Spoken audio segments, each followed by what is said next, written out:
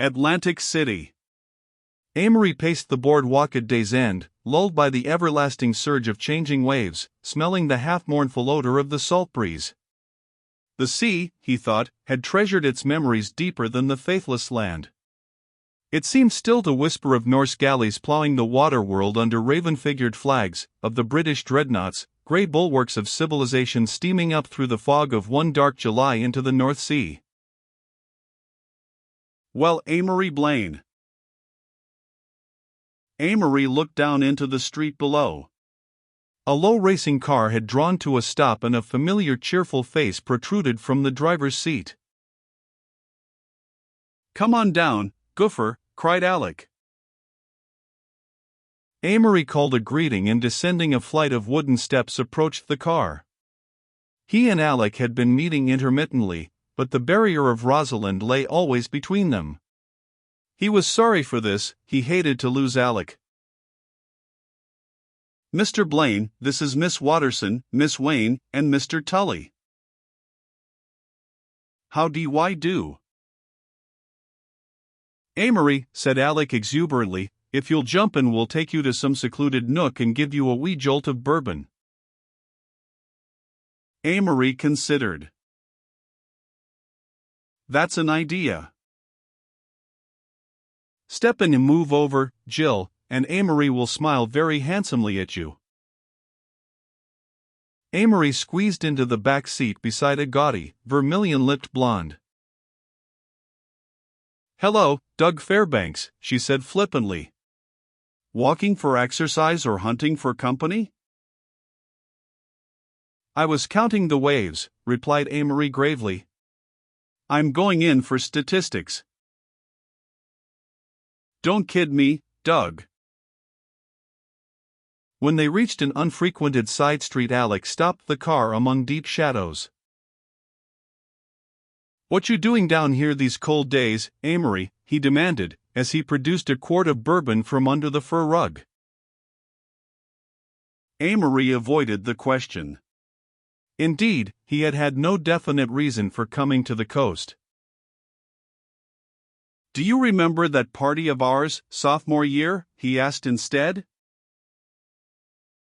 "Do I? When we slept in the pavilions up in Asbury Park." "Lord, Alec. It's hard to think that Jesse and Dick and Carrie are all three dead." Alec shivered. "Don't talk about it. These dreary fall days depress me enough." Jill seemed to agree. "Doug here is sorta gloomy anyways," she commented.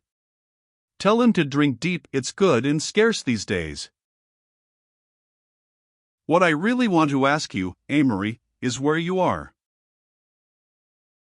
"Why, New York, I suppose."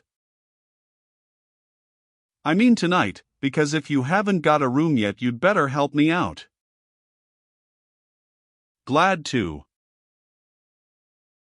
"You see, Tully and I have 2 rooms with bath between at the Rainier, and he's got to go back to New York. I don't want to have to move. Question is, will you occupy one of the rooms?" Amory was willing, if he could get in right away. "You'll find the key in the office, the rooms are in my name." Declining further locomotion or further stimulation, Amory left the car and sauntered back along the boardwalk to the hotel. He was in an eddy again, a deep, lethargic gulf, without desire to work or write, love or dissipate. For the first time in his life he rather longed for death to roll over his generation, obliterating their petty fevers and struggles and exultations. His youth seemed never so vanished as now in the contrast between the utter loneliness of this visit and that riotous, joyful party of 4 years before. Things that had been the merest commonplaces of his life then, deep sleep, the sense of beauty around him, all desire, had flown away, and the gaps they left were filled only with the great listlessness of his disillusion. To hold a man a woman has to appeal to the worst in him. This sentence was the thesis of most of his bad nights, of which he felt this was to be one. His mind had already started to play variations on the subject. tireless passion, fierce jealousy, longing to possess and crush, these alone were left of all his love for Rosalind. These remained to him as payment for the loss of his youth, bitter calomel under the thin sugar of love's exaltation. In his room he undressed and, wrapping himself in blankets to keep out the chill October air, drowsed in an armchair by the open window. He remembered a poem he had read months before. "O staunch old heart who toiled so long for me, I waste my years sailing along the sea." Yet he had no sense of waste, no sense of the present hope that waste implied. He felt that life had rejected him. Rosalind! Rosalind! He poured the words softly into the half-darkness until she seemed to permeate the room. The wet salt breeze filled his hair with moisture. The rim of a moon seared the sky and made the curtains dim and ghostly. He fell asleep. When he awoke, it was very late and quiet. The blanket had slipped partly off his shoulders and he touched his skin to find it damp and cold. Then he became aware of a tense whispering not 10 feet away. He became rigid. "Don't make a sound." It was Alec's voice. "Jill, do you hear me?" "Yes," breathed very low, very frightened. They were in the bathroom. Then his ears caught a louder sound from somewhere along the corridor outside. It was a mumbling of men's voices and a repeated muffled rapping. Amory threw off the blankets and moved close to the bathroom door. "My God," came the girl's voice again. "You'll have to let them in." "SH." Suddenly a steady, insistent knocking began at Amory's hall door, and simultaneously out of the bathroom came Alec, followed by the vermilion-lipped girl. They were both clad in pajamas. "Amory," an anxious whisper. "What's the trouble?" "It's house detectives." "My God, Amory, they're just looking for a test case." "Well, better let them in." "You don't understand. They can get me under the Mann Act." The girl followed him slowly, a rather miserable, pathetic figure in the darkness.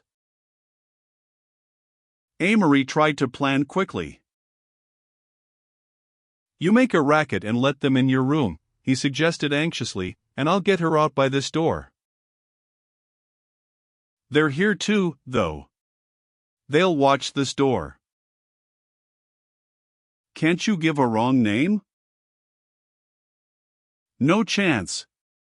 I registered under my own name. Besides, they'd trail the auto license number." "Say you're married." "Jill says one of the house detectives knows her." The girl had stolen to the bed and tumbled upon it, lay there listening wretchedly to the knocking which had grown gradually to a pounding. Then came a man's voice, angry and imperative. "Open up or we'll break the door in." In the silence when this voice ceased, Amory realized that there were other things in the room besides people. Over and around the figure crouched on the bed there hung an aura, gossamer as a moonbeam, tainted as stale, weak wine, yet a horror, diffusively brooding already over the three of them, and over by the window among the stirring curtains stood something else, featureless and indistinguishable, yet strangely familiar. Simultaneously two great cases presented themselves side by side to Amory, all that took place in his mind, then, occupied in actual time less than 10 seconds. The first fact that flashed radiantly on his comprehension was the great impersonality of sacrifice. He perceived that what we call love and hate, reward and punishment, had no more to do with it than the date of the month. He quickly recapitulated the story of a sacrifice he had heard of in college. A man had cheated in an examination. His roommate, in a gust of sentiment, had taken the entire blame. Due to the shame of it, the innocent one's entire future seemed shrouded in regret and failure, capped by the ingratitude of the real culprit. He had finally taken his own life. Years afterward, the facts had come out. At the time, the story had both puzzled and worried Amory. Now he realized the truth, that sacrifice was no purchase of freedom. It was like a great elective office, it was like an inheritance of power, to certain people at certain times an essential luxury, carrying with it not a guarantee but a responsibility, not a security but an infinite risk.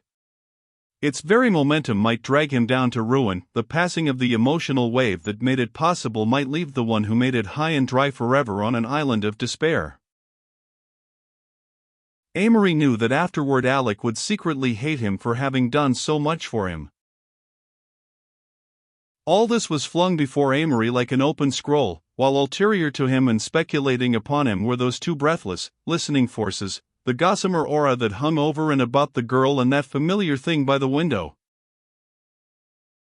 Sacrifice by its very nature was arrogant and impersonal, sacrifice should be eternally supercilious. Weep not for me but for thy children. That, thought Amory, would be somehow the way God would talk to me. Amory felt a sudden surge of joy, and then, like a face in a motion picture, the aura over the bed faded out. The dynamic shadow by the window, that was as near as he could name it, remained for the fraction of a moment, and then the breeze seemed to lift it swiftly out of the room. He clenched his hands in quick ecstatic excitement. The 10 seconds were up. Do what I say, Alec, do what I say. Do you understand? Alec looked at him dumbly, his face a tableau of anguish. You have a family, continued Amory slowly. You have a family, and it's important that you should get out of this. Do you hear me? He repeated clearly what he had said. Do you hear me? I hear you. The voice was curiously strained, the eyes never for a second left Amory's. Alec, you're going to lie down here. If anyone comes in, you act drunk. You do what I say, if you don't I'll probably kill you. There was another moment while they stared at each other. Then Amory went briskly to the bureau and, taking his pocketbook, beckoned peremptorily to the girl. He heard one word from Alec that sounded like penitentiary, then he and Jill were in the bathroom with the door bolted behind them. You're here with me, he said sternly. You've been with me all evening. She nodded, gave a little half-cry. In a second he had the door of the other room open and 3 men entered. There was an immediate flood of electric light and he stood there blinking. You've been playing a little too dangerous a game, young man. Amory laughed. Well. The leader of the trio nodded authoritatively at a burly man in a check suit. All right, Olson. I got you, Mr. O'May, said Olson, nodding. The other two took a curious glance at their quarry and then withdrew, closing the door angrily behind them. The burly man regarded Amory contemptuously. Didn't you ever hear of the Mann Act? Coming down here with her, he indicated the girl with his thumb, with a New York license on your car, to a hotel like this. He shook his head, implying that he had struggled over Amory but now gave him up. Well, said Amory rather impatiently, what do you want us to do? Get dressed, quick, and tell your friend not to make such a racket. Jill was sobbing noisily on the bed, but at these words she subsided sulkily and, gathering up her clothes, retired to the bathroom. As Amory slipped into Alec's BVDS, he found that his attitude toward the situation was agreeably humorous. The aggrieved virtue of the burly man made him want to laugh. Anybody else here? Demanded Olson, trying to look keen and ferret-like. Fellow who had the rooms, said Amory carelessly. He's drunk as an owl, though. Been in there asleep since 6 o'clock. I'll take a look at him presently. How did you find out? Asked Amory curiously. Night clerk saw you go upstairs with this woman. Amory nodded. Jill reappeared from the bathroom, completely if rather untidily arrayed. "Now then," began Olson, producing a notebook, "I want your real names, no damn John Smith or Mary Brown." "Wait a minute," said Amory quietly. "Just drop that big bully stuff. We merely got caught, that's all." Olson glared at him. "Name," he snapped. Amory gave his name and New York address. "And the lady?" "Miss Jill." "Say," cried Olson indignantly, "just ease up on the nursery rhymes. What's your name? Sarah Murphy? Minnie Jackson?" "Oh, my God," cried the girl, cupping her tear-stained face in her hands. "I don't want my mother to know. I don't want my mother to know. Come on now." "Shut up," cried Amory at Olson. An instant's pause. "Stella Robbins," she faltered finally. "General Delivery, Rugway, New Hampshire." Olson snapped his notebook shut and looked at them very ponderously. "By rights the hotel could turn the evidence over to the police and you'd go to penitentiary, you would, for bringing a girl from one state to another for immoral purposes." He paused to let the majesty of his words sink in. "But the hotel is going to let you off." "It doesn't want to get in the papers," cried Jill fiercely. "Let us off." "Ha!" A great lightness surrounded Amory. He realized that he was safe, and only then did he appreciate the full enormity of what he might have incurred. "However," continued Olson, "there's a protective association among the hotels. There's been too much of this stuff, and we got arrangement with the newspapers so that you get a little free publicity. Not the name of the hotel, but just a line saying that you had a little trouble in Atlantic City. See?" "I see. You're getting off light, damn light, but..." "Come on," said Amory briskly. "Let's get out of here. We don't need a valedictory." Olson walked through the bathroom and took a cursory glance at Alec's still form. Then he extinguished the lights and motioned them to follow him.